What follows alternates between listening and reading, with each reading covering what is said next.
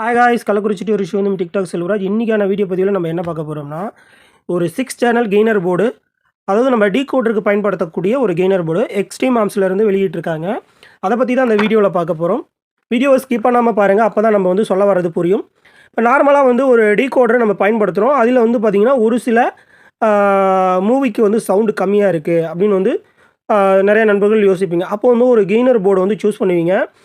அப்போ நம்ம வாங்குகிற கெய்னர் போர்டு ஒரு வோல்டேஜ் வகையில், அதை கனெக்டிவிட்டி வகையில் ரொம்ப சிம்பிளாக இருக்கும். டெக்னீஷியன்களுக்கும் பயன்பாடாக இருக்கணும் போது பார்த்திங்கன்னா ஒரு பெஸ்ட்டான ஒரு கெய்னர் போர்டு தான். இந்த நாய்ஸ் பிரச்சனை, ஹம்மிங் பிரச்சனை, இந்த மாதிரி நிறைய ப்ராப்ளங்கள் வரும் எக்ஸ்ட்ரா போர்டு இணைக்கும் போது அசம்பிள் சிஸ்டத்தில்.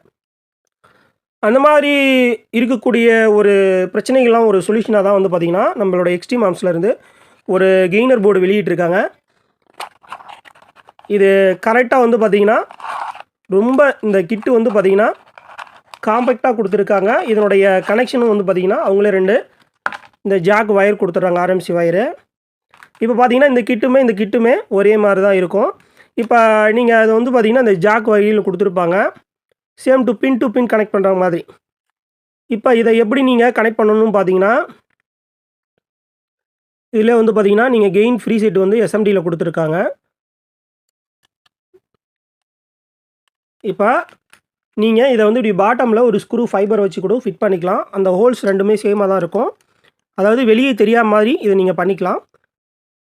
ஓகேங்களா? இந்த கிட்ட அளவுக்கு தான் இருக்கும்.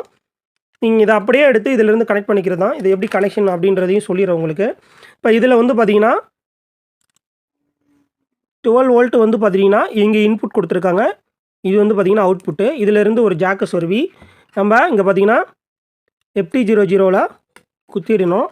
அப்புறம் பார்த்தீங்கன்னா 5.1 இந்த ஜாகு.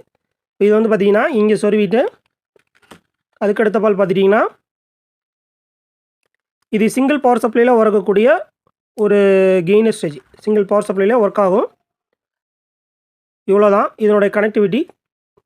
இப்போ நம்ம எங்கே என்ன பண்ண போகிறோன்னு கேட்டிங்கன்னா, இதிலேருந்து ஒரு ஜாக். இப்போ இது பார்த்திங்கன்னா நம்ம செப்பரேட்டாக டீகோடர் பாக்ஸ் ஹீரோ இல்லைங்களா, அந்த மாதிரி கிட்டுக்கு இது சிங்கிள் பவர் சப்ளை ஒரு 12 வோல்ட் அடாப்டர் போட்டால் வேலை முடிஞ்சுது.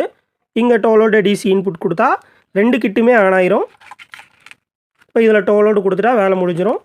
இவ்வளோ தான் ஃப்ரெண்ட்ஸ் இந்த கிட்டோட இது. நம்மளோட வாட்ஸ்அப் ப்ரொஃபைல் இருக்குது, மார்க்கெட்டில் கிடச்சிட்ருக்கு, சேலம் மார்க்கெட்டில். தேவைப்படுறவங்க வாங்கிக்கோங்க. போர்டா இமேஜை பார்த்திங்கன்னா காமிக்கிறேன். இந்த இமேஜ் ஸ்க்ரீன்ஷாட் கூட எடுத்துக்கோங்க. Input, output, voltage DC input, இதுக்கடுத்து பார்த்திங்கன்னா 12 வோல்ட்டு FT00க்கு கொடுக்கக்கூடிய அவுட்புட்டு 12 வோல்ட்டு. இவ்வளோதான் ஃப்ரெண்ட்ஸ். இப்போ இதை நீங்கள் ஆம்பிளிஃபையரில் எங்கேயுமே ஃபிட் பண்ணணும்னு அவசியம் கிடையாது. இப்படியே ஒரு ஃபைபர் 10 mm ஃபைபர் கட்டை போட்டு ஃபிட் பண்ணிக்கலாம். ரொம்ப ஒரு ஈஸியான ஒரு கெய்னர் ஸ்டேஜ். தனியாக டீகோடர் செய்கிறவங்க அது பாக்ஸில் வோல்டேஜ் ட்ரான்ஸ்ஃபார்மர் வைக்க தேவையில்ல. ஒரு 12 வோல்ட்டு சின்னதாக ஒரு அடாப்டர் போட்டாலே போதும், ஒரு பாக்ஸ் செஞ்சுக்கலாம். இப்போ இதிலே பார்த்தீங்கன்னா ஃபியூடேஜ் கிட்டில் டிஸ்பிளே வேறு கொடுத்துட்டாங்க. அந்த டிஸ்பிளே மூலியமாகவும் நம்மளுக்கு வேலை செய்யும். ஒரு மினி டீகோடரோட கெயின்.